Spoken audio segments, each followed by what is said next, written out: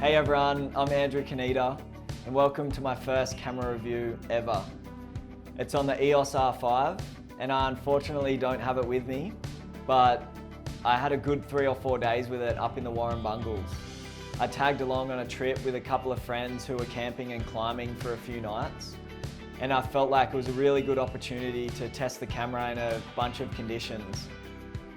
I usually shoot a lot of ocean and nature-based subjects, documentaries and underwater stuff, and mainly on higher end cinema cameras.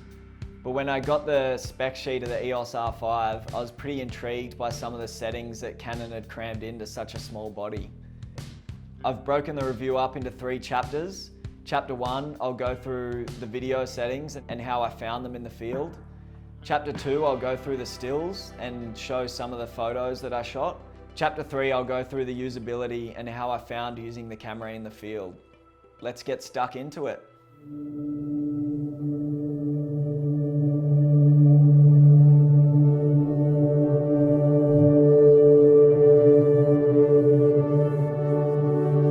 The first thing I want to go through on the EOS R5 is the thing that I'm probably most excited about on the camera. The internal 8K 12-bit RAW recording.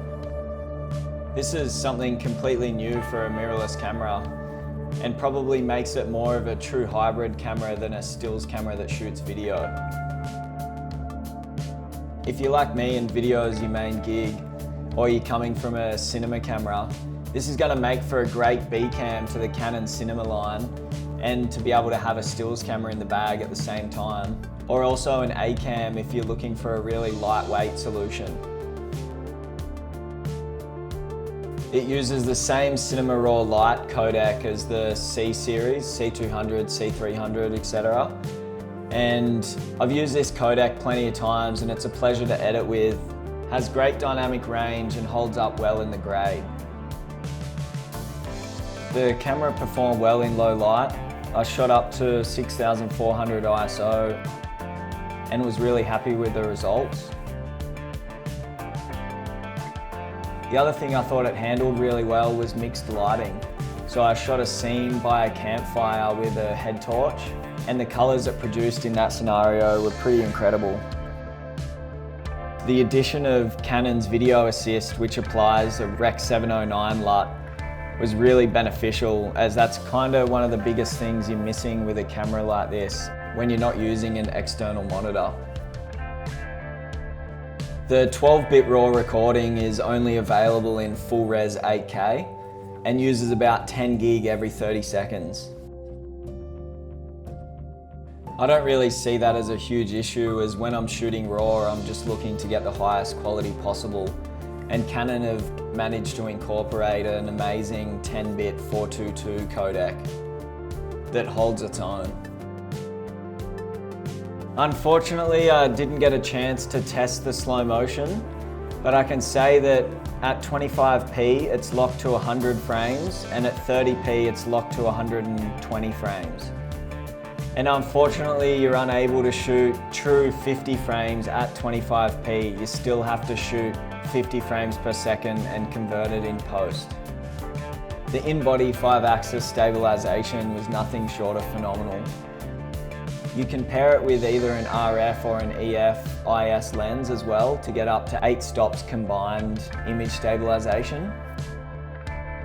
The IBIS was so good that I barely used my tripod for the whole trip.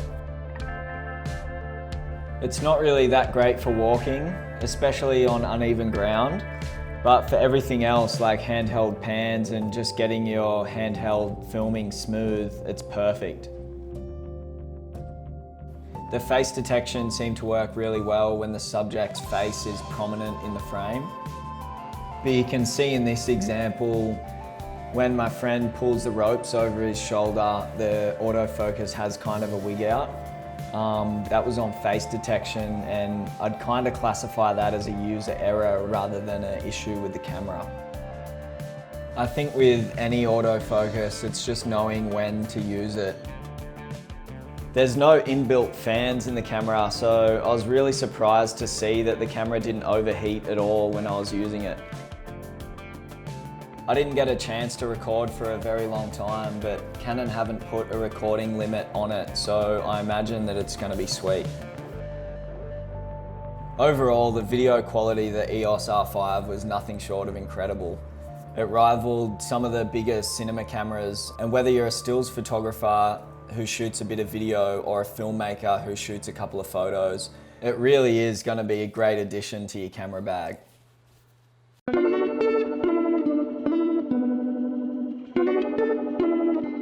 My main jam's video, so I'm not going to go into too much depth about the stills settings, but I'm just going to go through how I found using the camera.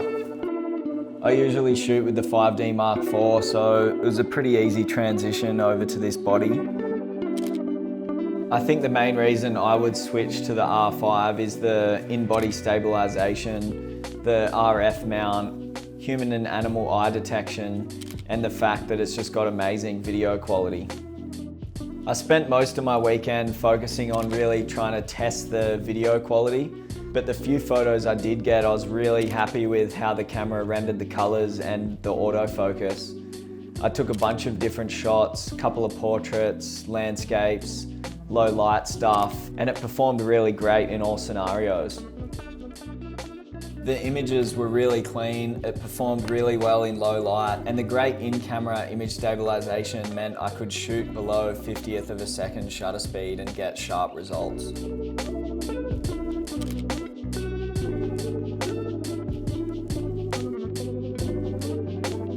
The EOS R5 felt really comfortable in the hand, as it's based off the original 5D design. It's a part of the 5D series.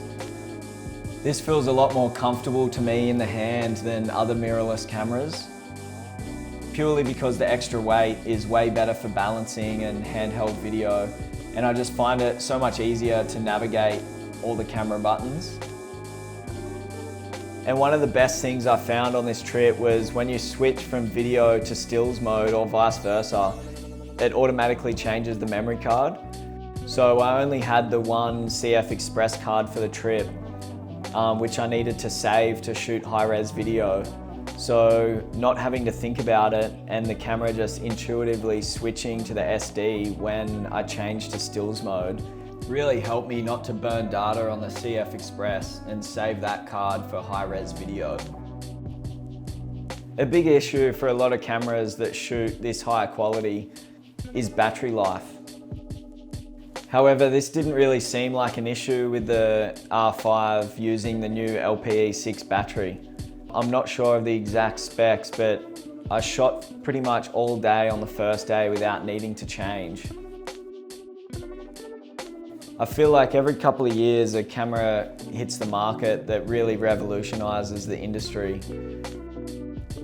And I think Canon did that with the 5D Mark II, and I think they've done it again with the EOS R5.